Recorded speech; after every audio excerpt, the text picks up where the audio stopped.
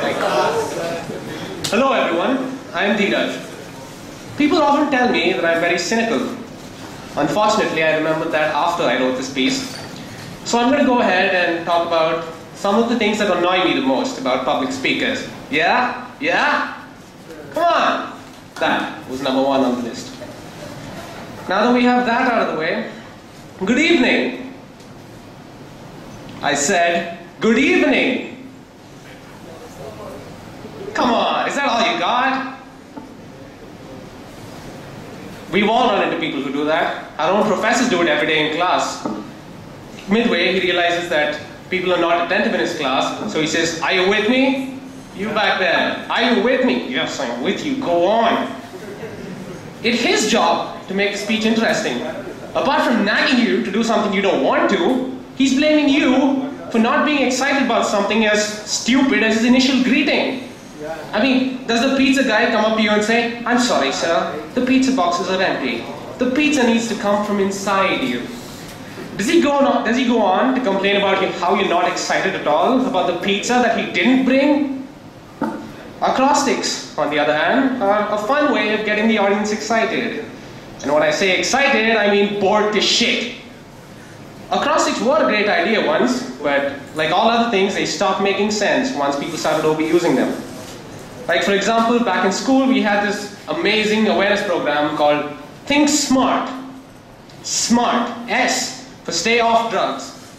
M for make good choices. A for alcohol, don't have any. R for remember to drive safe.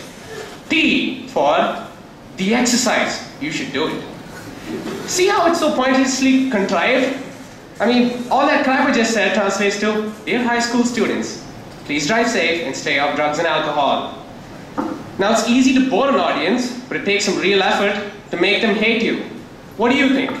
Should high school kids stay off alcohol? Of course, it's obvious, but no. Speakers have to ask you all these no-brainers. Do you know all of the numbers between 1 and 1,000? Which one of you has ever owned a computer? And sometimes they have to phrase it like it's a question of the century. Should we? Or should we not? Kick a homeless guy in the nuts and leave us out to rot. You know the answer. But let's say you're a good audience. The speaker's so pathetic you want to give him a hand. You get up and say, no, of course not. We must help homeless people. Punish those who do that. And what do you get? Very well done. Spot on. That's exactly the point I'm trying to make. You get treated like a trained monkey. And speaking of monkey training, some speakers don't have much to talk about. What do? They try to keep the audience attentive with card tricks or puppets or musical performances. I admit it's a little entertaining at times, but here's an obvious question. How often is one good at both public speaking and knife throwing? Never! This means it's not like the stunts are beautifully integrated into the presentation. They're like commercial breaks that just end up making the presentation even longer. If you want to talk about animal welfare, just do so. Show some cute pictures of little animals. That'll make me stop eating chicken. But the little 1, 2, 3, 4, 5, we will not harm animals. That doesn't really help. That's just gonna make us remember that you were a dumb speaker. Also, I can't believe I just said that. Now I am no pro speaker, so I checked online and apparently it's a good thing to probably end one's speech on a positive note. If you refuse to believe me, know that there will always be people who don't like you. It doesn't matter that the audience is disinterested. You're special in your own way. And it's not always about being the best.